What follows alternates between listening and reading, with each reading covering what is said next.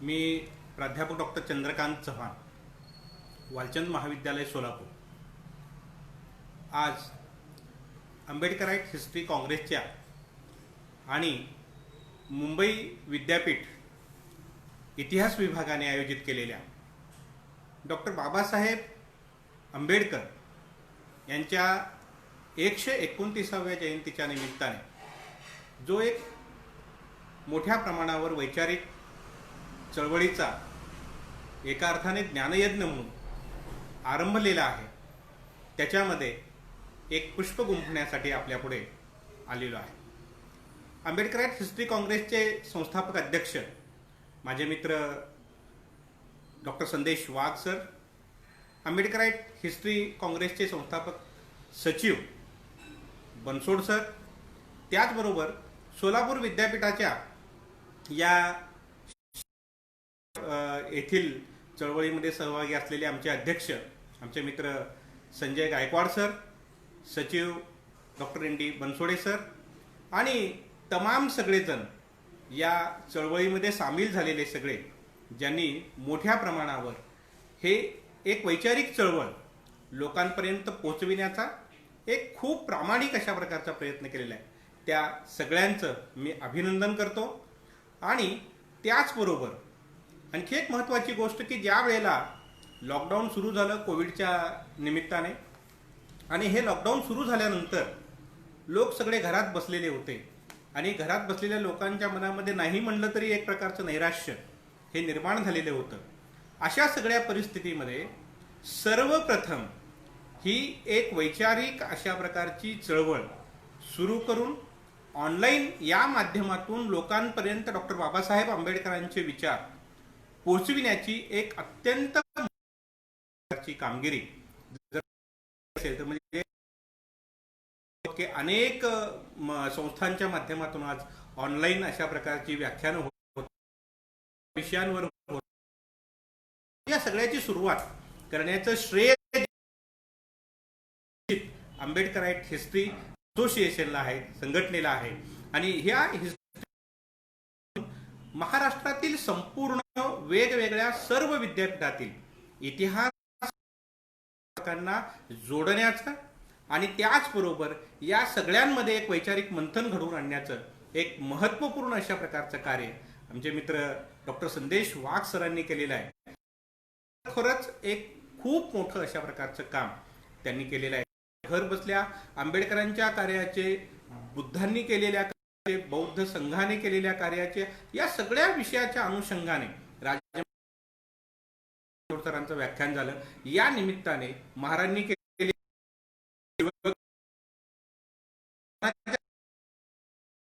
हाताळे गेले आणि घर बसल्या आम्ही अनेक त्यांना ऐकत राहिलो. तसंच डॉक्टर बाबासाहेब आंबेडकरांच्या जाण्याच्या पूर्वी काही गोष्टी ज्या मला आपल्याशी शेअर करायच्या आहेत, बोलायच्या आहेत, त्याविषयी सर्वप्रथम बोलून मग मी माझ्या विषयाकडे वळतो आहे. खरं तर डॉक्टर बाबासाहेब आंबेडकर हे मला स्वतःला प्रेरणास्थानी का वाटतात?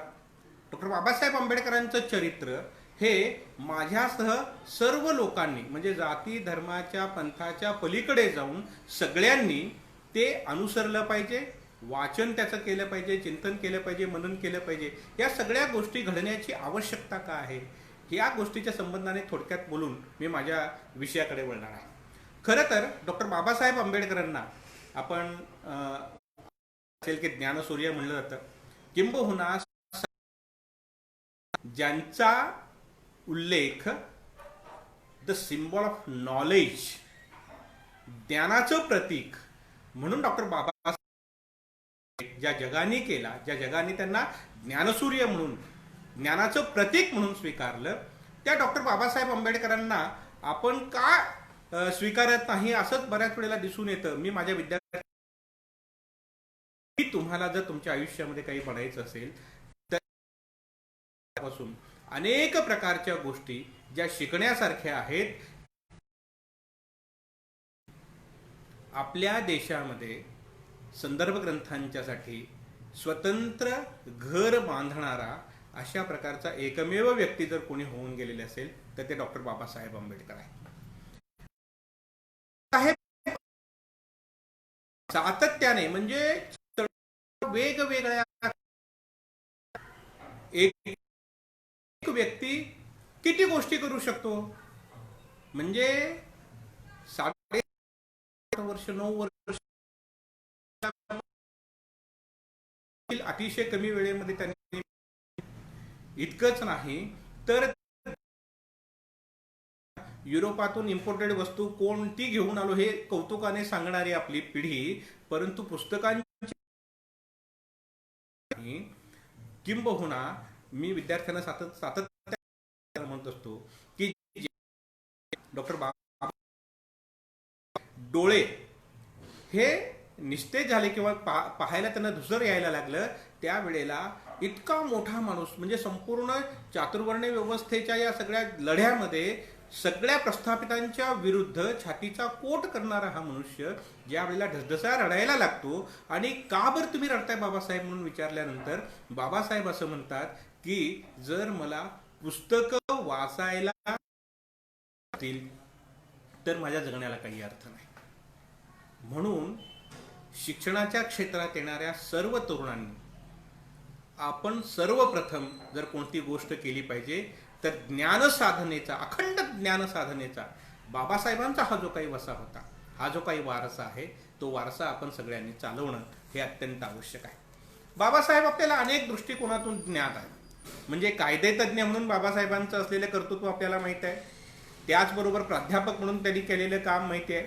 अर्थशास्त्रज्ञ म्हणून त्यांनी या देशाला दिलेली देणगी, रिझर्व्ह बँक ऑफ इंडियाची स्थापना जी होती आहे ती रिझर्व्ह बँकेची स्थापना होण्याच्या पाठीमागे देखील डॉक्टर बाबासाहेब आंबेडकरांचं मोठं योगदान आपल्याला पाहायला मिळेल. मानववंश शास्त्रज्ञ त्यांनी आपल्या इतिहासाचा जो काही आढावा घेतलेला आहे, इतिहासकार म्हणून, मानववंश शास्त्रज्ञ म्हणून त्यांनी केलेलं जे काम आहे ते आपल्याला माहित आहे. घटनाकार म्हणून त्यांनी दिलेलं जे योगदान आहे ते तर वादात अशा प्रकारे. तर त्याचबरोबर मागासवर्गीयांच्यासाठी असेल, स्त्रियांच्या उद्धारासाठी असेल, त्यांनी दिलेले जे आहे अत्यंत महत्वपूर्ण अशा प्रकारचं आहे. परंतु या सगळ्या बरोबरच डॉक्टर बाबासाहेब आंबेडकरांच्या एका कार्याची होताना आपल्याला पाहायला मिळत आहे. ज्या विषयावर बाबासाहेब आंबेडकर नेते जीवन सुख कामगारांच्या जीवनामध्ये सौख्य निर्माण झालं पाहिजे. बाबासाहेब आंबेडकरांनी दिलेले प्रकाश नेते म्हणून बाबासाहेब आंबेडकरांनी, मजुरांचे नेते म्हणून बाबासाहेब आंबेडकरांनी जे योगदान या देशाला दिलेलं आहे त्याच्याविषयीची चर्चा 25च्या दरम्यान इम्प्रुव्हमेंट चाळीमध्ये आंबेडकर राहायला आले. त्यांचं निवासस्थान नंतरच्या काळामध्ये आणि दामोदर हाल हे त्यांचं कार्यालय, या दोन्ही गोष्टी परळच्या भागामध्ये. आणि हा सगळा भाग जो आहे, हा सगळा भाग कामगारांचं एका अर्थाने बलस्थान असलेला किंवा बालेकिल्ला असलेला अशा प्रकारचा हा परिसर होता. आणि म्हणून कामगारांच्या बालेकिल्ल्यामध्ये बाबासाहेब राहत होते, त्यांचं कार्यालय होतं. आणि इम्प्रुव्हमेंट चाळीमध्ये राहत असताना जवळून डॉक्टर बाबासाहेब, त्यामुळे बाबासाहेबांना कामगारांच्या समस्यांची जाणीव होती. कामगारांचं जीवन, त्यांच्या असणाऱ्या अडीअडचणी, गिरणी मालक आणि कामगार यांचे असणारे संबंध, या सगळ्या गोष्टींच्या बाबतीमध्ये बाबासाहेबांना खूप चांगल्या पद्धतीने जाणीवा या सगळ्या गोष्टींच्या बाबतीमध्ये असलेल्या आपणास पाहावयास मिळतात. कामगारांच्या क्षेत्रात लोखंडेंनी कामगार करण्याच्या बाबतीमध्ये बाबासाहेब आंबेडकरांनी सुरू केलेलं जे काम होतं त्याच्यामध्ये सुरुवातीच्या काळामध्ये बाबासाहेब आंबेडकर कामगार चळवळीमध्ये जे उतरले त्याचं एक सगळ्यात मोठं कारण हे असं होतं की अस्पृश्य काम होणारा जो काही अन्याय होता, अत्याचार होता, त्यांना दिली जाणारी दुजाभावाची जी काही वागणूक होती त्या विरोधामध्ये बाबासाहेब आंबेडकर हे या कामगार चळवळीच्या मध्ये उतरलेले आपणास पाहावयास मिळतात. म्हणजे 1929 साली जो गिरण्यांच्या मध्ये संप घडून आला, त्या संपाच्या बाबतीमध्ये बाबासाहेबांची भूमिकाच अशी होती की ज्या संपामुळे दलित असणाऱ्या, अस्पृश्य असलेल्या कामगारांचं कोणतंही भलं होणार नाही, ज्यामुळे आता 28चा जो संप चाललेला तो जवळजवळ 6 महिने तो संप चाललेला आणि 6 महिने चाललेल्या संपांच्या मध्ये तग धरून राहण्याची अस्पृश्य समाजातील कामगारांची आर्थिक स्थिती होती का? तर ती निश्चितच नव्हती. आणि त्यामुळे त्या काळामध्ये अस्पृश्य कामगारांनी संपामध्ये सामील होणं म्हणजे स्वतःहून स्वतःचं नुकसान करून घेण्यासारखं आहे. आणि म्हणून अस्पृश्य कामगारांनी या चळवळींमध्ये सामील होता कामा नये. हेतूने प्रेरित अशा प्रकारचा ठाम विश्वास हा डॉक्टर बाबासाहेब आणि म्हणून या मध्ये कामगार संपामध्ये सामील होता कामा नये अस्पृश्य कामगारांनी. म्हणून मोठ्या थांबले नाही. तर ते ज्या वेळेला कामगार वस्त्यांच्या मध्ये फिरत असत त्यावेळेला फिरत असताना काही पैलवान त्यांच्या सोबत असत त्यांच्या सुरक्षेसाठी. कारण गिरणी कामगारांच्या बाबतीमध्ये गिरण्यांमध्ये कोणाचं वर्षित राहावं, कोणती संघटना ही श्रेष्ठ राहील आणि गिरणी मालकांच्या बरोबर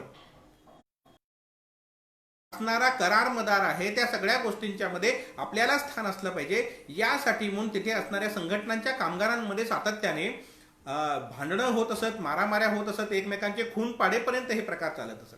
म्हणून बाबासाहेबांच्या जीवाला धोका होऊ नये यासाठी म्हणून काही लोक सातत्याने त्यांच्या सोबत या काळामध्ये राहिलेले आपणास पाहावे. म्हणून या संपामध्ये अस्पृश्य कामगार आणि मुस्लिम कामगार हे सामील झालेले नव्हते असं आपणास पाहायला मिळतं. आता या सगळ्या गोष्टी घडत असताना 1935च्या कायद्यानुसार भारतामध्ये 1935चा कायदा आला आणि त्या कायद्यानुसार निवडणुका होणार होत्या आणि या सगळ्या निवडणुका होणार असताना डॉक्टर बाबासाहेब आंबेडकरांनी मात्र स्वतंत्र मजूर पक्षाची स्थापना ही त्या काळामध्ये केलेली आपणास पाहावे असणार.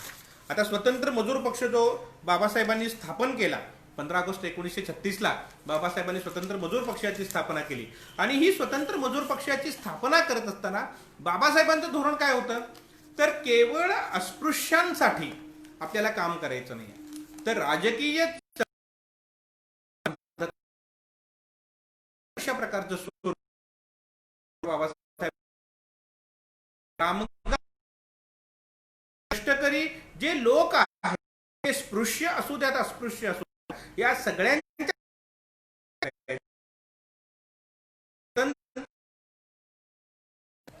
ही डॉक्टर बाबासाहेब आंबेडकरांनी मजूर पक्षापेक्षा देखील हा पक्ष वेगळा आहे हे दाखवण्यासाठी स्वतंत्र मजूर पक्ष असं नाव हे त्यांनी पाहायला मिळतं. आणि स्वतंत्र पक्ष स्थापन करत असताना उद्दिष्ट या पक्षाची त्यांनी आपल्या डोळ्यापुढे ठेवलेली होती जाहीर. त्यामध्ये प्रामुख्याने कामगारांच्या मजुरीची किमान मर्यादा ठरवून देणे म्हणजे किती असायला पाहिजे, किमान मजुरी काय असावी या संबंधाने काम होतं. कामाचे तास कमी करणे, गिरण्या व कारखान्यातील कामगारांच्या नोकरीची शाश्वती बढती यासाठी थेट कायदेशीर तरतुदी करणे, कामाचे योग्य वेतन कामगारांना मिळालं पाहिजे यासाठी प्रयत्न करणे, त्याचबरोबर भरपगारी रजा, आजारी रजा, वृद्धत्वाचे पेन्शन, अपघातातील नुकसान भरपाई यासाठी काम करणे, कामगारांसाठी स्वस्त अशा प्रकारची घरं निर्माण केली पाहिजेत यासाठी काम करणे, त्यांच्या आरोग्याची काळजी घेणे, कामगारांच्या बालकांच्यासाठी शिक्षणाची सोय करणे अशी विविध उद्दिष्ट डोळ्यापुढे ठेवून डॉक्टर बाबासाहेब आंबेडकरांनी स्वतंत्र मजूर पक्षाची स्थापना ही केलेली आपणास पाहावयास मिळते.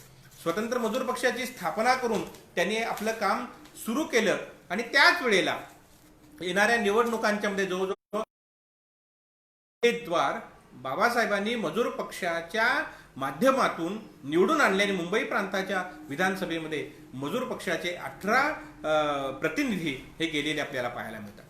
आता तिथेच गेल्यानंतर मजुरांच्यासाठी म्हणून कामगारांच्या हितासाठी म्हणून अनेक प्रकारच्या गोष्टी करण्याचा प्रयत्न डॉक्टर बाबासाहेब आपल्याला पाहायला मिळतो. त्यामध्ये म्हणजे बाळासाहेब मंत्रिमंडळ अस्तित्वामध्ये आलं त्यांनी औद्योगिक कलह जो आहे म्हणजे कामगारांच्या आणणारा अशा प्रकारचा त्यांना असणारा संप करण्याचा अधिकार जो आहे तो हिरावून घेणारा अशा प्रकारचा मंडळामध्ये मांडला. त्या विरोधामध्ये घणाघाती अशा प्रकारच्या झंझावाती टीका साहेब आंबेडकरांनी केलेली होती. कामगारांना असणारा संपाचा हक्क हा त्यांचा मूलभूत अशा प्रकारचा हक्क आहे आणि तो हिरावून घेणं म्हणजे त्यांना गुलामगिरीत टाकणं आहे आणि म्हणून हा कायदा काळा कायदा आहे अशा प्रकारची टीका ही बाबासाहेबांनी केलेली होती. आणि अशी टीका करून बाबासाहेबांनी त्याच्या विरोधामध्ये मोठ्या प्रमाणावर त्या काळामध्ये गिरण्यांमध्ये एक दिवसाचा अशा प्रकारचा संप घडवून आणायचा असं ठरवलं.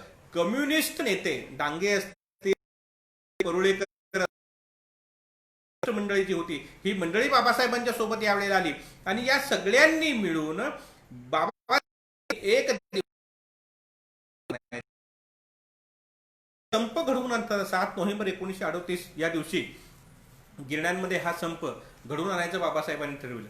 आणि बाबासाहेबांनी हा संप घडवून आणायचं ठरवल्यानंतर त्याच्या विरोधामध्ये काँग्रेसनी आपल्या समाजवाद्यांना असतील किंवा रॉयवादी असतील गट असतील या सगळ्यांना सांगितलं की या संपामध्ये तुम्ही सामील होता कामा नये.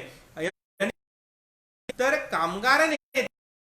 कामगारांवर मोठ्या प्रमाणावर दबाव आणून त्यांनी गिरण्यांमध्ये जावं आणि हा संप मोडून काढावा यासाठी म्हणून मोठ्या प्रमाणावर केले आपणास पाहावयास मिळतात. परंतु बाबासाहेबांनी मात्र संपूर्ण मुंबईमधील गिरणी कामगारांच्या ज्या काही वसाहती होत्या त्या वसाहतीमध्ये फिरून त्यांचे जवळजवळ 2000 हे जे स्वयंसेवक होते हे स्वयंसेवक मोठ्या प्रमाणावर समता सैनिक दलाचे 2000 स्वयंसेवक हे या संपामध्ये लोकांनी सहभागी व्हावं यासाठी म्हणून मोठ्या प्रमाणावर प्रयत्न करत होते.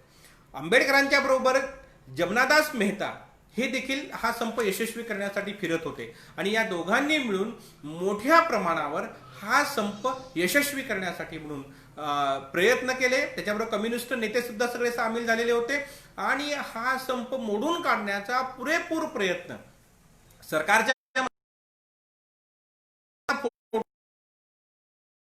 कामगारांना मोठ्या प्रमाणावर केला मदत त्यासाठी घेण्यात आली आणि मोठ्या प्रमाणावर वेगवेगळ्या गिरण्यांच्या समोर निदर्शन कामगारांच्या वर देखील करण्यात आला. आता प्रत्यक्षाने संपूर्ण मुंबई शहर फोडलेलं होतं. मोर्चे आणि त्याचबरोबर होणारी निदर्शनं आणि जय जयकार जयघोषाने संपूर्ण मुंबई शहर दणाणलेलं होतं. परंतु अशा वेळेला पोलिसांचा वापर करून संप मोडून काढायचा प्रयत्न झाला. पोलिसांच्याकडून कामगारांवर गोळीबार झाला आणि या गोळीबारामध्ये 2 कामगार भैरू चव्हाण आणि भागोजी वाघमारे हे 2 कामगार मारले गेले. परंतु तरी देखील कामगार मागे हटले नाहीत. 633 लोक जखमी झाले आणि असं झाल्यानंतर देखील कामगारांनी हा संप मोठ्या प्रमाणावर यशस्वी करून दाखविला असं आपणास पाहावयास मिळतं. संध्याकाळी भरलेल्या सभेमध्ये 80,000 कामगार बाबासाहेबांना ऐकण्यासाठी एकत्रित आलेले होते आणि या सभेमध्ये बाबासाहेबांचं झालेलं भाषण कामगारांना उद्देशून त्या भाषणाने बाबासाहेबांना कामगार नेता म्हणून सिद्ध केलं असं आपणास मान्यता मिळवून दिली असं आपणास दिसून येतं. आणि या सगळ्या गोष्टी सुरू असताना बाबासाहेबांनी गिरण्यांच्या मध्ये अस्पृश्य कामगारांवर सगळ्यात मोठा होणारा अन्याय जो होता तो म्हणजे प्रामुख्याने जिथे वस्त्र विणलं जातं स्पिनिंग विभाग जो होता त्या स्पिनिंग विभागामध्ये अस्पृश्य कामगारांना काम करण्यास परवानगी नव्हती. गिरण्यांमध्ये सर्वाधिक पगार जर कुठे मिळत असेल तर तो सर्वाधिक प्रकार हा स्पिनिंग विभागामध्ये मिळत होता आणि इथे काम करणाऱ्या कामगारांना मिळणारा जो सगळ्यात मोठा हे होता म्हणजे जिथे वस्त्र विणलं जात होतं तिथे सगळ्यात जास्त पगार मिळत होता आणि त्या ठिकाणी काम करण्याची मुभा अस्पृश्य कामगारांना होती. खरं तर प्रत्यक्षामध्ये पाहायला गेलं तर कौशल्य असलेल्या अस्पृश्य कामगाराला देखील तिथे काम करू दिले जात नव्हतं. का करू दिले जात नव्हतं? एक तर तिथे वेतन अधिक होतं आणि बाबतीमध्ये अस्पृश्य कामगारांच्या बाबतीमध्ये स्पृश्य असणाऱ्या कामगारांचा मोठ्या प्रमाणावर त्याला असणारा विरोध. खरं तर स्पृश्य कामगारांच्या ची वागणूक हा तर एक भाग होताच होता. त्यातही तिथे गिरण्यांच्या मध्ये स्त्रिया ज्या काम करत होत्या त्या काम करणाऱ्या स्त्रियांच्या मध्ये सर्वाधिक प्रमाण हे अस्पृश्य स्त्रियांचंच होतं, अस्पृश्य जातीमध्ये असणाऱ्या स्त्रियांचंच होतं. आणि त्यांना दिली जाणारी वागणूक, त्यांना हीनतेने वागविलं जाणं, त्यांना सातत्याने टाकून बोलणं, अशा प्रकारच्या गोष्टी, हिणवणं, अशा प्रकारच्या गोष्टी होत असत आणि या सगळ्या गोष्टी जाणीवपूर्वक केल्या जात असत असं दिसून येतं. आणि हे सगळं बंद झालं पाहिजे आणि विविध विभागामध्ये अस्पृश्य कामगारांना प्रामुख्याने तिथे काम मिळालं पाहिजे, यासाठी डॉक्टर बाबासाहेब आंबेडकरांनी मोठ्या प्रमाणावर आग्रह धरलेला आपल्याला पाहायला मिळतो. आणि मग हा आग्रह धरताना बाबासाहेबांचं म्हणणं असं होतं की कामगार हे अस्पृश्यता पाळतात, म्हणून कामगार नेते देखील अस्पृश्यता पाळतात. म्हणजे एका बाजूला कम्युनिस्ट वर्गवादाची बाजू घेतात, वर्गीय संघर्ष आहे म्हणतात, जातीयतेला स्थान देत नाहीत, वर्गवादाच्या बाजूने बोलतात, परंतु हे करत असताना देखील ते कोणत्याही प्रकारे जातीय गोष्टींच्या बाबतीमध्ये, जातीय बाबतीमध्ये लक्ष देत नाहीत. तेही जात पाळतात आणि समाजवादी देखील जात पाळतात की काय, अशा प्रकारचा प्रश्न डॉक्टर बाबासाहेब आंबेडकरांनी विचारलेला आहे. गिरण्यांच्या बाबतीमध्ये जी स्थिती होती तीच स्थिती रेल्वे कामगारांच्या बाबतीमध्ये असलेली देखील आपल्याला पाहायला मिळते. म्हणजे रेल्वेमध्ये काम करणाऱ्या विविध अशा प्रकारच्या कामगारांना एकतर त्यांना त्यांच्या पात्रतेप्रमाणे जागा मिळत नसत. प्रामुख्याने निरीक्षण अशी होती की गँगमनच्या पदावर काम करणारा मनुष्य रिटायर होईपर्यंत गँगमन या पदावरच काम करत असे, त्याला कोणत्याही प्रकारची बढती मिळत नसते. इतकंच नाही तर स्टेशन मास्तराच्या घरी 24 तास गुलामाप्रमाणे राबणारा हमाल प्रमाणे पण त्याला वर्षाची अगर फायरमनची नोकरी देखील मिळत नाही. आणि हा अस्पृश्य असणाऱ्या जातीतील लोकांच्यावर केला जाणारा अन्याय आहे, अशा प्रकारची भूमिका ही डॉक्टर बाबासाहेब आंबेडकरांनी घेतलेली होती. आणि त्या बाबतीमध्ये त्यांनी रेल्वेतील अस्पृश्य कामगारांची एकी घडवून आणण्याचा केला, त्यांची संघटना बांधण्याचा प्रयत्न सुरू केला. आणि ही संघटना बांधण्याचा प्रयत्न सुरू केल्यानंतर त्यांना मोठ्या प्रमाणावर फूट पाडणारे वगैरे अशा प्रकारची दूषणं देखील प्रस्थापित कामगार चळवळीतील लोकांनी दिलेली आपणास पाहावयास मिळतात. कामगारांच्या बाबतीमध्ये बाबासाहेबांचं असणारं जे निरीक्षण आहे ते अत्यंत सूक्ष्म, मूलगामी अशा प्रकारची त्यांची विचारसरणी त्या बाबतीमध्ये असलेली आपणास पाहावयास मिळते. 12-13 फेब्रुवारी 1938 मनमाड येथे रेल्वे कामगारांची भव्य अशा प्रकारची परिषद डॉक्टर बाबासाहेब आंबेडकरांनी आयोजित केलेली होती. आणि या भरवलेल्या परिषदेमध्ये डॉक्टर बाबासाहेब आंबेडकरांनी केलेलं भाषण जे आहे ते भाषण अत्यंत महत्त्वपूर्ण अशा प्रकारचं किंवा कामगार चळवळीच्या बाबतीमध्ये दिशादर्शक अशा प्रकारचं असलेलं आपल्याला पाहायला मिळतं. ते असं म्हणतात, डॉक्टर बाबासाहेब आंबेडकरांचं म्हणणं असं होतं, ते असं म्हणतात की कामगार वर्गाचे 2 प्रमुख शत्रू आहेत. म्हणजे कामगार वर्गाचे शत्रू 2 आहेत. आणि एक म्हणजे त्यातील पहिला शत्रू कोण आहे तर ब्राह्मण आणि दुसरा भांडवलशाही. हे कामगार याचा अर्थ स्वतः आंबेडकरांनी सांगितलेला आहे. ब्राह्मण वादाच्या बाबतीमध्ये ते असं म्हणतात की ब्राह्मण जरी या वादाचे जनक असले तरी तो त्यांच्यापुरता मर्यादित राहिलेला नाही आणि हा वाद सर्वव्यापी झालेला आहे. तो सर्वच वर्गाच्या आचार विचारांची नियंत्रण शक्ती बनलेला आहे. म्हणजे केवळ तो आता ब्राह्मणांपुरता मर्यादित राहिलेला नाही, तर ब्राह्मणेतर असणारे जे स्पृश्य स्वतःला समजतात, जातीय याच्यामध्ये उतरंडीमध्ये ते स्वतःला वरच्या वर्गाचे समजतात त्यांच्यामध्ये, आणि तिथेच नाही तर पुढे अस्पृश्यांपर्यंत म्हणजे सगळ्याच वर्गामध्ये तो वाद जो आहे तो आता हळूहळू झिरपत चाललेला आहे. अशा प्रकारची भूमिका ही त्यांनी मांडलेली आपणास पाहायला मिळते. आणि ते असं म्हणतात हा वाद काही वर्गांना विशेष संधी देतो तर काहींना तो नाकारतो. याचा प्रभाव सामाजिक हक्कांपुरता मर्यादित राहिलेला नाही तर नागरी हक्कांवर देखील हा प्रभाव आहे. त्यामुळे कोट्यावधी लोकांच्या आर्थिक संधीवर त्याचे दुष्परिणाम झालेले आहेत. हा वाद आर्थिकदृष्ट्या श्रेष्ठ कनिष्ठ अशी विभागणी करून त्यांच्यातील वर्गीय जाणीव मारून टाकतो. कामगार चळवळीमध्ये कम्युनिस्टांमध्ये प्रामुख्याने जी वर्गीय जाणीव आहे त्या वर्गीय जाणीवाच्या बाबतीमध्ये ते असं म्हणतात की ब्राह्मण्यवाद हा जो काही आहे तो वर्गीय जाणीव नष्ट करून जातीय जाणीव जी आहे किंवा वर्णव्यवस्थेची जी जाणीव जी आहे ती जाणीव पक्की करण्याचं काम हा मोठ्या प्रमाणावर करतो आहे. आणि मग काय, क्रांतीशिवाय कामगार वर्गाच्या हातात सत्ता येणं शक्य नाही आणि या वर्गीय संघटनेशिवाय क्रांतीही अशक्य आहे. क्रांतीशिवाय कामगार वर्गाच्या हातात जोपर्यंत सत्ता येत नाही तोपर्यंत समाजवाद हा फक्त चर्चेचा विषय राहील, ते वास्तवात कधीच येऊ शकणार नाही. म्हणजे वर्गीय एकीकृतपणा यायला पाहिजे आणि ही क्रांती घडून आल्याशिवाय समाजवाद जो प्रत्यक्षात येण्याच्यासाठी म्हणून बोलला जातो आहे तो प्रत्यक्षात येणं शक्य नाही. अशा प्रकारची भूमिका ही डॉक्टर बाबासाहेब आंबेडकरांनी व्यक्त केलेली आपणास पाहावयास मिळते.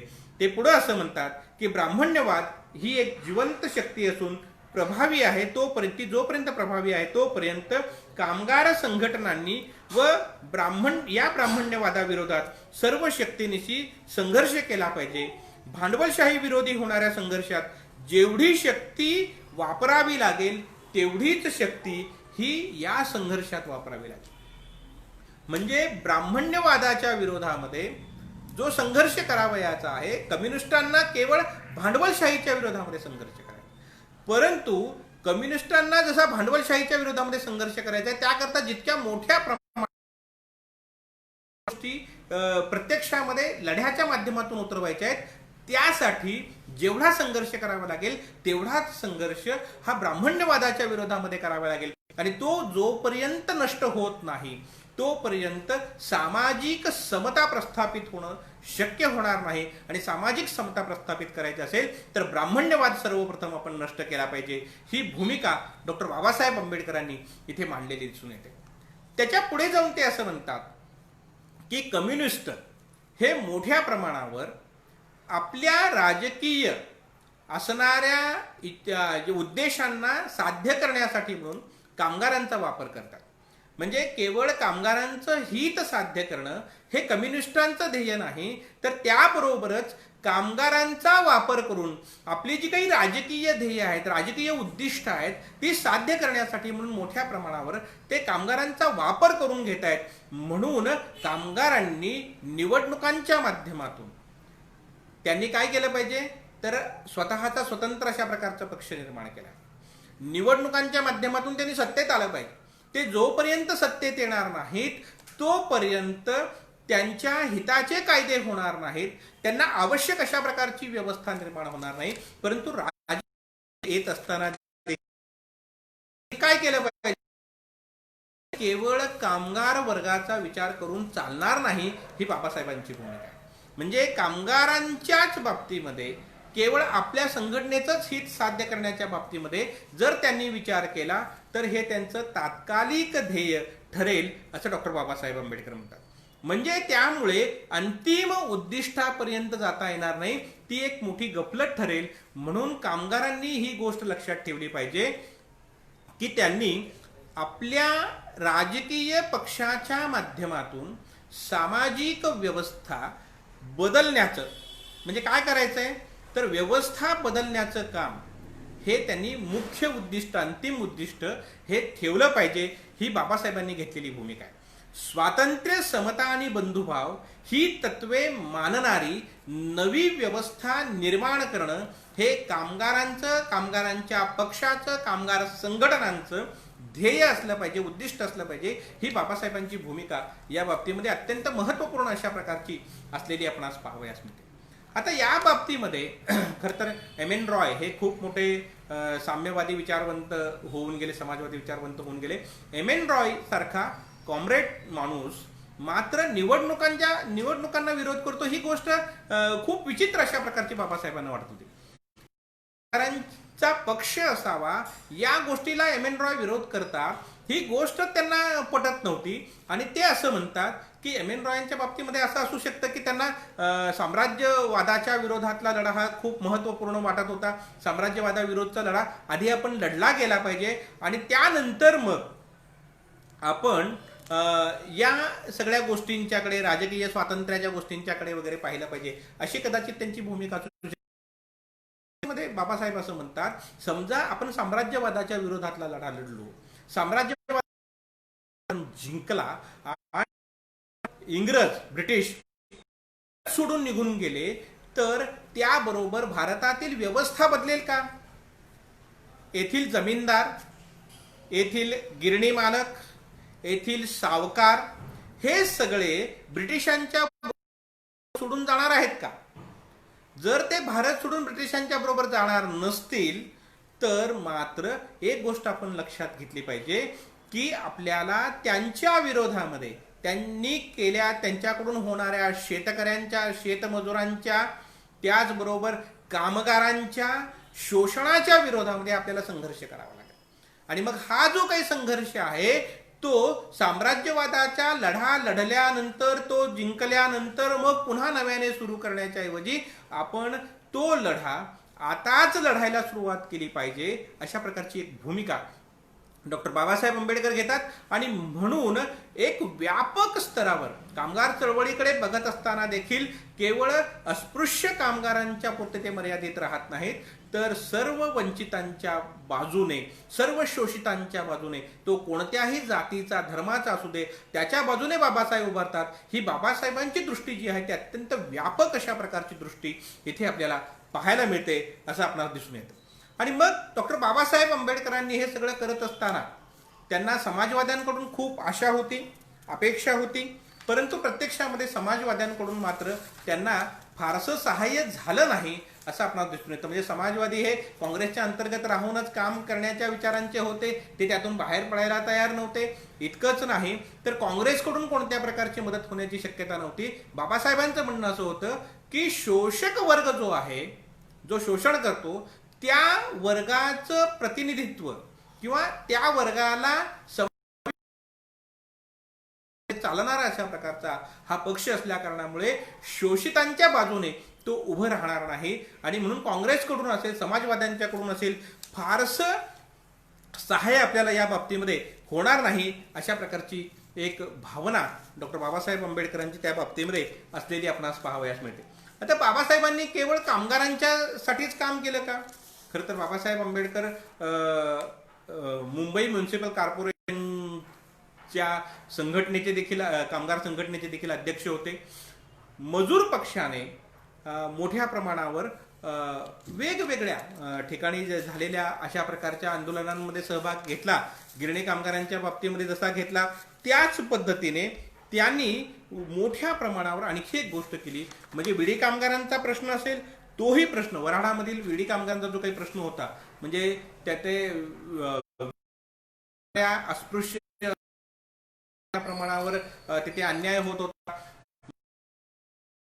हिंदूची जी काही पानं असतात, घाटणीच्या बाबतीमध्ये असेल, इतर गोष्टींच्या बाबतीमध्ये असेल, वेगवेगळे अशा प्रकारचे कलम लावून त्यांचं जे काही वेतन होतं ते वेतन कमी केलं जात होतं. त्या विरोधामध्ये मजूर पक्षाने तिथे आंदोलन केलं आणि आंदोलन करून तिथे असणाऱ्या अस्पृश्य स्त्रियांना, विडी कामगारांना, स्पृश्यांना देखील त्यांना न्याय मिळवून देऊन वेतन त्यांचं जे कपात होत होतं ते रोखण्याचं काम हे मजूर पक्षाने केलेलं आपणास पाहावयास मिळतं. मुंबई म्युनिसिपल कॉर्पोरेशनमध्ये देखील त्यांच्या तिथल्या कामगारांना होणारा अन्याय जो होता तो दूर करण्याचं काम डॉक्टर बाबासाहेब आंबेडकरांनी मजूर पक्षाच्या माध्यमातून केलेलं आपल्याला. इतकंच नाही तर बाबासाहेब त्यांची मजुरांच्या त्याचा जो काही परीघ होता खूप मोठा अशा प्रकारचा असलेला. म्हणजे केवळ गिरणी कामगार हेच कामगार आहेत किंवा रेल्वे कामगार हेच कामगार आहेत किंवा म्युनिसिपल कॉर्पोरेशनमध्ये काम करणारेच फक्त कामगार आहेत, अशी बाबासाहेबांची भूमिका. तर त्या उलट बाबासाहेबांनी तो परीघ अत्यंत व्यापक केलेला होता. शेतमजुरांना देखील त्यांनी कामगारांच्या व्याख्येमध्ये आणलेलं आपल्याला पाहायला मिळतं. म्हणजे शेतमजुरांचे जे काही प्रश्न होते, खरं तर शेतमजुरांना संघटित करणं हे अत्यंत अवघड अशा प्रकारचं काम. म्हणजे त्यांच्यामध्ये असलेला मागासलेपणा, त्यांच्यामध्ये असलेला अशिक्षितपणा, त्यांच्यामध्ये असलेले रूढीप्रियता, या सगळ्या पार्श्वभूमीवर शेतमजुरांना संघटित करणं हे अत्यंत कठीण अशा प्रकारचं काम.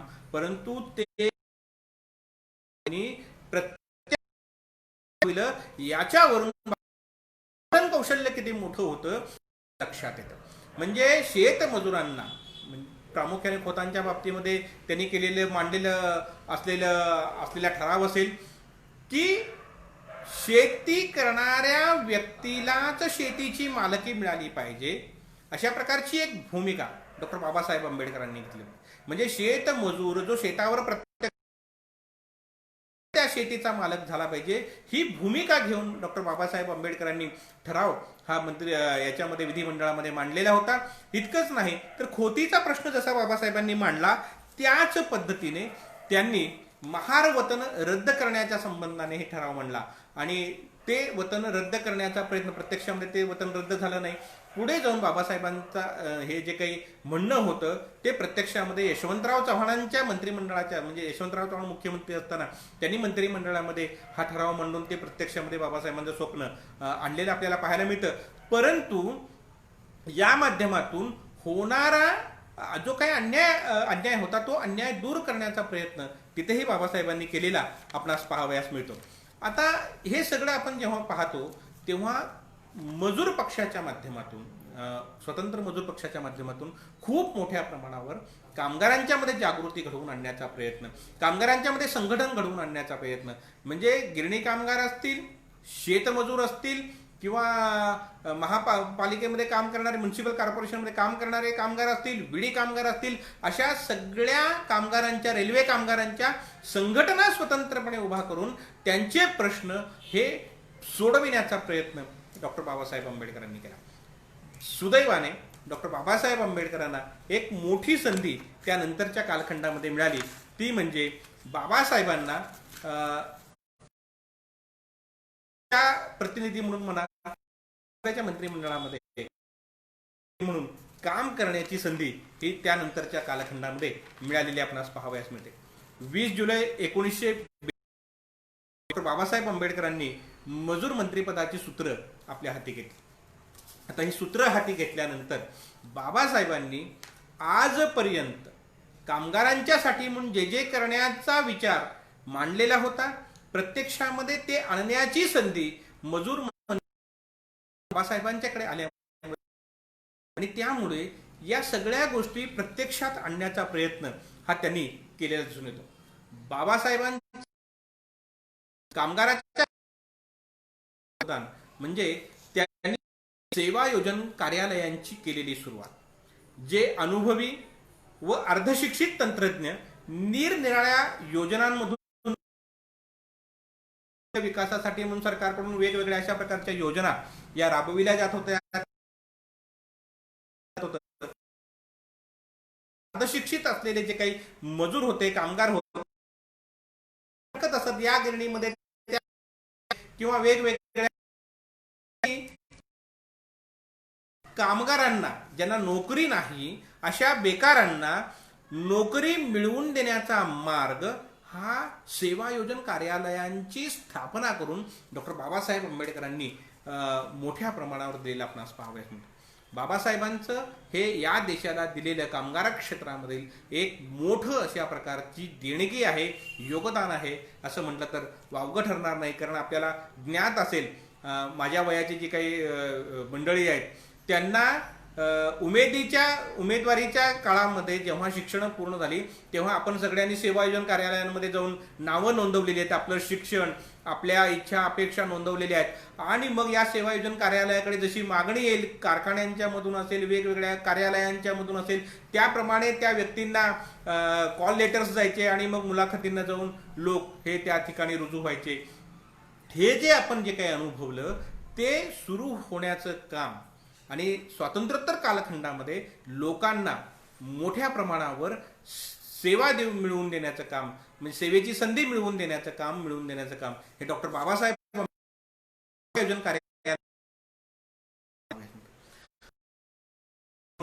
डॉक्टर बाबासाहेब आंबेडकरांनी जे दिलेलं योगदान आहे ते अत्यंत महत्वपूर्ण अशा प्रकारचं आहे. कामगार क्षेत्रामध्ये ज्या ज्या सुधारणा व्हाव्यात असं बाबासाहेबांना वाटत होतं, त्या सुधारणा करण्याचं काम डॉक्टर बाबासाहेब आंबेडकरांनी मजूर मंत्री म्हणून काम करत असताना केलेलं आपणास पाहावयास मिळतं. म्हणजे एकूणच डॉक्टर बाबासाहेब आंबेडकरांनी कामगार क्षेत्रामध्ये कामाला सुरुवात केल्यानंतरची जर परिस्थिती आपण अनुभवली तर त्या परिस्थितीला नुसतं वाचलं जरी आपण ते तर आपल्या लक्षात येतं की इतकी विदारक अशा प्रकारची परिस्थिती होती.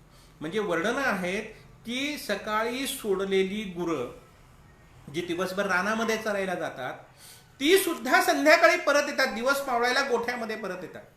परंतु कामगार होते जे सकाळी गिरणीत कामाला गेले तर पडला तरी सुद्धा घरी येत नसत. इतक्या मोठ्या प्रमाणावर या कामगारांचं शोषण, कामाचे प्रचंड तास, ज्या ठिकाणी ते काम करतायत त्या जागा अंधारलेल्या, कोंदट अशा प्रकारच्या, आरोग्याच्या कुठल्याही प्रकारच्या कामगारांवर होणारा अन्याय, एखादा दुसरा दिवस कामगार आला नाही तर त्याला कामावरून काढून टाकणं असेल, किंवा त्याच्या आरोग्याच्या संबंधाने कोणत्याही प्रकारची सुविधा नसणं असेल, अपघातामध्ये तो जखमी झाला तर त्याला कोणत्याही प्रकारची सुविधा किंवा त्याचा औषधोपचार करायला देखील गिरणी मालक तयार होत नसत. इतक्या सगळ्या गोष्टी ज्या होत्या, या सगळ्या पार्श्वभूमीवर बाबासाहेबांनी कामगारांचं जीवन सुखद करण्यासाठी खूप मोठ्या प्रमाणावर प्रयत्न केले. स्त्रियांना कारखाना कायदा त्यांनी तयार केला आणि त्यान्वये स्त्रियांना रात्रपाळी करण्यास, रात्री काम करण्यास बाबासाहेबांनी बंदी घातली. इतकंच नाही, स्त्रियांच्या प्रसूती काळामध्ये त्यांना विशेष भर पगारी रजा मिळवून देण्याचं काम हे डॉक्टर बाबासाहेबांनी केलेलं आहे. म्हणजे आज आपण जे पाहतो आहोत की वेगवेगळ्या कार्यालयांच्या मधून काम करणाऱ्या स्त्रियांना जी प्रसूती रजा मिळते, ती रजा वेतनासह मिळवून देण्याचं काम जर कोणी केलेलं असेल तर ते डॉक्टर बाबासाहेब आंबेडकरांनी केलेलं आहे. आणि म्हणून स्त्रियांनी त्यांच्या आयुष्यामध्ये जे काही अनेक चांगले बदल घडून आले स्वातंत्र्योत्तर कालखंडामध्ये, ते सगळे बदल घडवून आणण्याच्या मध्ये मोठं योगदान असलेलं आपल्या लक्षात येतं. मग त्या स्त्रिया स्पृश्य आहेत की अस्पृश्य जातीतील आहेत याचा कोठेही संबंध नाही. म्हणून सकळ स्त्रीजनांच्यासाठी, महिला वर्गाच्यासाठी बाबासाहेबांनी केलेले जे काम आहे, दिलेले जे योगदान आहे, ते योगदान अत्यंत महत्वपूर्ण अशा प्रकारचं असलेलं आपल्याला पाहायला मिळतं. त्याबरोबरच बारमाही जे काम करणारे कामगार आहेत, 12 महिने ज्यांनी काम केले, 90 दिवसाहून अधिक दिवस त्यांचे भरलेले आहेत, असे जे काही कामगार आहेत, त्या कामगारांना वर्षभरामध्ये 7 दिवसांची पगारी रजा मंजूर करण्याचं काम डॉक्टर बाबासाहेब आंबेडकरांनी केले. म्हणजे आजही आपल्याला ज्या कॅज्युअल लीव्ह वगैरे मिळतात, त्या मिळण्याचं सारं श्रेय जर कोणाला असेल तर ते सारं श्रेय डॉक्टर बाबासाहेब आंबेडकरांना आहे. म्हणजे बाबासाहेब आंबेडकरांनी केलेल्या प्रयत्नामुळे पगारी रजा या कामगारांना मिळायला लागल्या. हे त्यांचं आणखी एक मोठं अशा प्रकारचं काम या क्षेत्रामध्ये असलेलं आपल्याला पाहायला मिळतं. त्याचबरोबर सक्तीची तडजोड किंवा हितावह आहे म्हणून हे तत्व कामगारांच्या न्याय पद्धतीत कायमस्वरूपी आणण्याचं काम हे डॉक्टर बाबासाहेब आंबेडकरांनी केलं. त्याबरोबर काही गोष्टींच्यासाठी डॉक्टर बाबासाहेब आंबेडकर हे आग्रही होते. त्याच्यामध्ये सगळ्यात महत्वाची गोष्ट म्हणजे कामगारांचं कमीत कमी वेतन किती असावं, सरकारने ते निश्चित साहेबांची भूमिका, वेतन निश्चित करण्यासाठी सरकारने प्रयत्न केले पाहिजेत आणि त्यापेक्षा कमी वेतन कुठल्याही कामगारांना मिळू नये यासाठी बाबासाहेब आग्रही राहिलेले होते. आणि त्याचबरोबर वाढत्या महागाईप्रमाणे महागाईचा जो काही निर्देशांक असतो त्या निर्देशांकाप्रमाणे कामगारांना महागाई भत्ता मिळाला पाहिजे यासाठी देखील सातत्याने पाठपुरावा करण्याचं काम डॉक्टर बाबासाहेब आंबेडकरांनी केलेलं आपल्याला पाहायला मिळतं. मजूर मंत्री म्हणून काम करत असताना बाबासाहेबांनी कोळसा खाणींना भेटी दिलेल्या आहेत, अभ्रकांच्या खाणींना भेटी दिलेल्या आहेत. कोळसा खाणींना भेटी द्यायला गेल्यानंतर बाबासाहेब जो विजेरी पाळणा होता त्या पाळण्यामध्ये बसून 400 फूट खोल गेलेले आहे आणि तिथे गेल्यानंतर कामगारांच्या वस्त्यांचं निरीक्षण त्यांनी केलेलं आहे, कामगारांना मिळणाऱ्या आरोग्य सुविधांचं निरीक्षण त्यांनी केलेलं आहे. आणि ज्या वेळेला कोळसा खाणीमध्ये 400 फूट आत गेल्यानंतर त्यांच्या असं दिसून आलं, निदर्शनास आलं की एक गरोदर स्त्री 400 फूट खोल खाणीमध्ये काम करते आहे. आणि हे विदारक दृश्य पाहिल्यानंतर बाबासाहेब संतापले. त्यांनी त्या ठेकेदाराला बोलवून घेतलं आणि या स्त्रीला इतक्या खोल अशा ठिकाणी काम करायला का दिलं म्हणून त्यांनी लगेच त्यांच्यावर मोठ्या प्रमाणावर एक प्रकारची कारवाई केली. आणि इतकंच नाही तर एकूण तो काळ खरं तर खाणींमध्ये स्त्रियांना काम करायला परवानगी नव्हती, परंतु दुसरं महायुद्ध सुरू झाल्यानंतर कोळशाची प्रचंड मोठ्या प्रमाणावरची मागणी वाढलेली होती आणि मजुरांचा असणारा पुरवठा होत नव्हता, तुटपून जात होता. अशा वेळेला तुटवड्यामुळे स्त्री कामगारांना खाणीमध्ये काम करायला परवानगी देण्यात आली होती. परंतु युद्ध संपताच मागणी कमी झाल्यानंतर लगेच कायदा केला आणि कायदा करून खाणीमध्ये काम करण्याला आत उतरून खाणीमध्ये आत उतरून काम करायला त्यांनी स्त्री मजुरांना बंदी आणली आणि मग या सगळ्या स्त्रिया बेकार झाल्या. या स्त्रिया बेकार झाल्यानंतर त्या जर आपल्या गावी जायला लागल्या तर त्यांच्याबरोबर असणारे जे पुरुष कामगार होते तेही गावी जातील आणि मग तिथे काम करणाऱ्या कामगारांना तुटवडा भासायला लागेल. असे प्रश्न ज्या वेळेला निर्माण झाले त्यावेळेला त्या भागामध्ये शेती स्त्रियांच्याकडून करून घेऊन भाजीपाला स्त्रियांना उपलब्ध करून देण्याचं काम बाबासाहेबांनी केलं होतं. म्हणजे नुसते नियम करून चालणार नाहीत, नुसते कायदे करून चालणार नाहीत, तर ते कायदे करत असताना त्या कायद्यांच्या केल्यानंतर निर्माण होणाऱ्या ज्या अडचणी आहेत त्या अडचणींचं निवारण देखील केलं पाहिजे. हे एक दृष्ट्या अशा पुरुषाचं काम आहे, नेत्याचं काम आहे आणि म्हणून ते खऱ्या अर्थाने युगपुरुष ठरतात, ते उगीन आहे. इथे या सगळ्या गोष्टींचा विचार आपण करणं अत्यंत आवश्यक आहे. म्हणजे कामगारांच्या बाबतीमध्ये खाणीमध्ये जाऊन 400 फूट खोल जाऊन तिथे असणारी परिस्थिती, कोळसा कसा काढला जातो, अभ्र कसं काढलं जातं, ते कसं गोळा केलं जातं, या सगळ्या गोष्टी जवळून पाहून त्याचा त्या कामगारांच्या आरोग्यावर काय परिणाम होतो आणि मग ते अनारोग्य नाहीसं करायचं असेल तर आरोग्यपूर्ण त्यांना जीवन मिळण्यासाठी, त्यांच्या मुलांच्यासाठी जी लहान पाळणा घरं निर्माण करायची असतील तर त्यासाठी आरोग्य सुविधा निर्माण करायच्या असतील, ते राहतात त्या घरांच्या मध्ये चांगलं वातावरण निर्माण व्हावं यासाठी काय करता येईल, या सगळ्या गोष्टींचा विचार बाबासाहेबांनी केलेला होता. आणि तो करून त्या सगळ्या गोष्टी प्रत्यक्षात अंमलात आणायचं काम डॉक्टर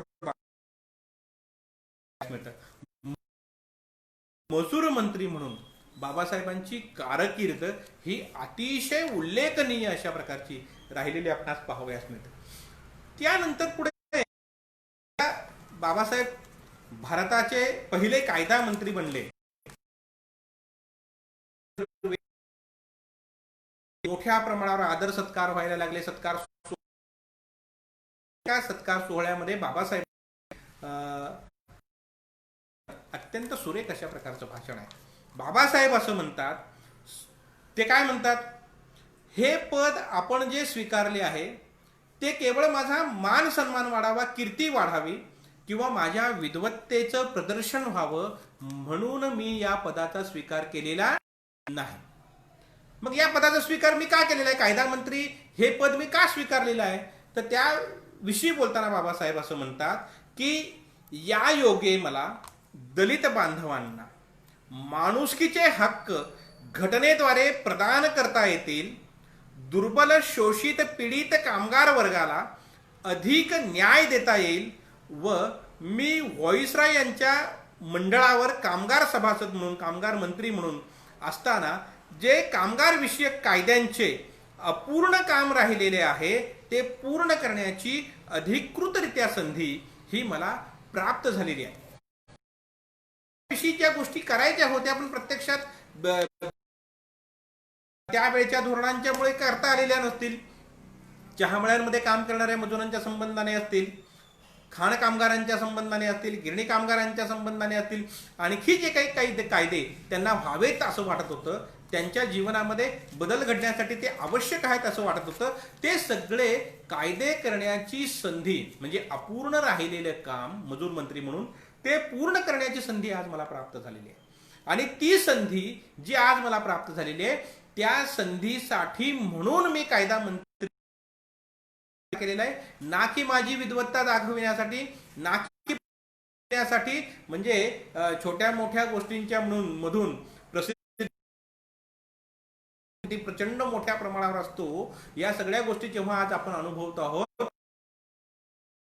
बाबासाहेब हे एक चरित्र नायक म्हणून, एक आदर्श म्हणून लोकांच्या पुढे कसे उभे राहतात की नेता कसा असायला पाहिजे, समाज धुरीण कसा असायला पाहिजे, समाजाचं धुरीणत्व करत असताना वेगवेगळ्या जाती जमातींना सोबत अस्पृश्य पाहिजे, परंतु ते मांडत असताना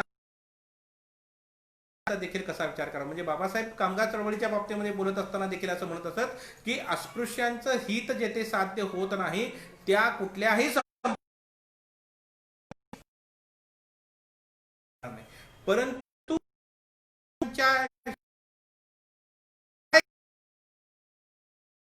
मालक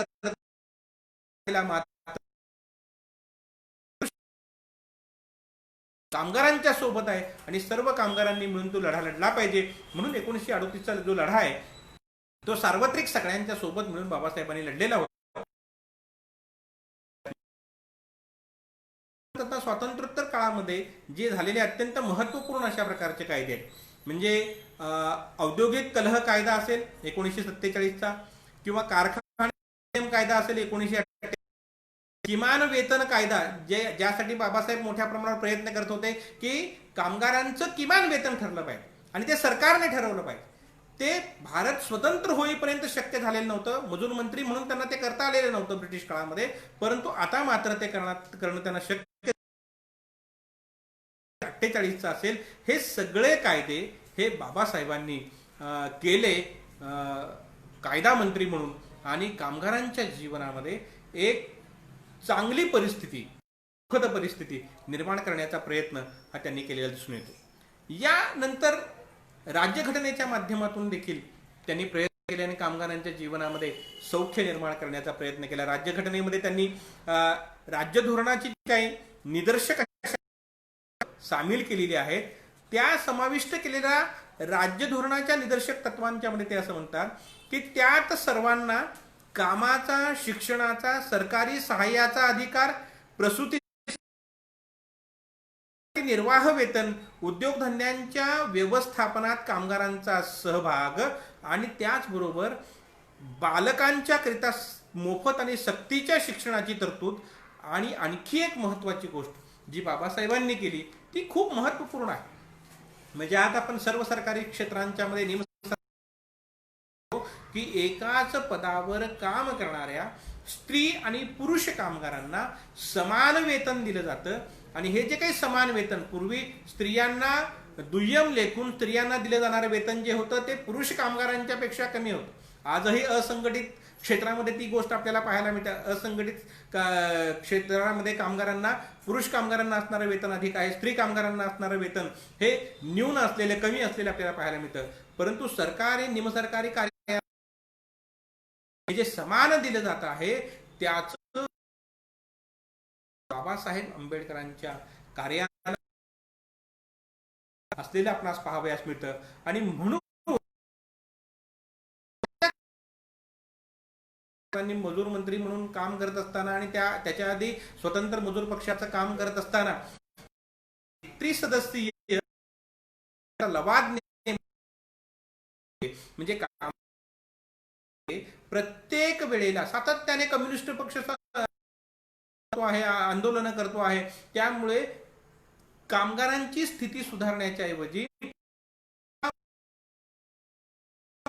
आणि कामाचे दिवस बुडाल्यामुळे, तास बुडाल्यामुळे त्यांना मिळणारं वेतन कमी होतं आणि आर्थिक परिस्थिती त्यांची ढासळत जाते. म्हणून कामगारांच्या मध्ये निर्माण होणाऱ्या असंतोषाला एक प्रकारे योग म्हणून त्रिस्तरीय लवाद हे त्यांनी निर्माण करायची मागणी केली. आणि प्रत्यक्षामध्ये मजूर मंत्री म्हणून त्या त्रिस्तरीय लवादाचं काम खूप चांगल्या पद्धतीने सरकार, कामगारांचे प्रतिनिधी यांनी बसून कोणत्याही समस्या असतील, जे काही प्रश्न निर्माण झालेले असतील ते प्रश्न सोडवावेत आणि कामगारांनी संपाचा हातात सातत्याने दरवेळेला उचलू नये. ते उचलल्याने कामगारांचंच नुकसान होत आहे, ही एक भूमिका डॉक्टर बाबासाहेब आंबेडकरांनी घेतलेली आहे. म्हणून आपल्याला दिसून येतं की घटनेच्या माध्यमातून असेल, कायदे तज्ज्ञ म्हणून, कायदा मंत्री म्हणून बाबासाहेबांनी केलेलं काम असेल, मजूर मंत्री म्हणून बाबासाहेबांनी तिची जाणीव आपण सर्वांनी ठेवणं असं मला स्वतःला वाटतं. कामगार योगदान, कामगार ते अत्यंत महत्वपूर्ण